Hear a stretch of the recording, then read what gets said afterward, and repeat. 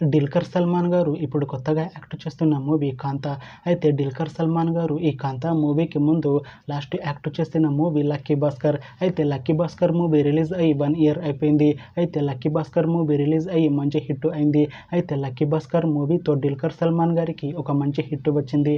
అయితే డుల్కర్ సల్మాన్ గారు 'lucky Bhaskar' movie release తర్వాత 1 ఇయర్ టైం గ్యాప్ తీసుకొని ఇప్పుడు మళ్ళీ ఈ 'కాంతా' మూవీలో యాక్ట్ చేస్తున్నారు డుల్కర్ సల్మాన్ గారు.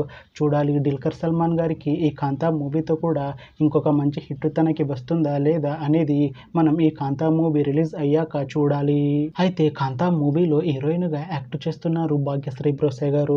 అయితే భాగ్యశ్రీ బ్రోసే గారు ఈ 'కాంతా' మూవీకి ముందు లాస్ట్ యాక్ట్ చేసిన మూవీ 'కింగ్డమ్'. అయితే 'కింగ్డమ్' మూవీ ఈ మధ్య రిలీజ్ అయింది. అయితే 'కింగ్డమ్' మూవీతో భాగ్యశ్రీ బ్రోసే గారికి ఒక మంచి హిట్ వచ్చింది.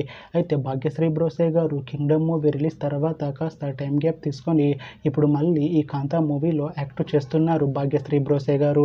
చూడాలి భాగ్యశ్రీ బ్రోసే గారికి ఈ 'కాంతా' మూవీతో కూడా ఇంకొక మంచి హిట్ తనకి వస్తుందా లేదా అనేది మనం ఈ 'కాంతా' మూవీ రిలీజ్ అయ్యాక చూడాలి.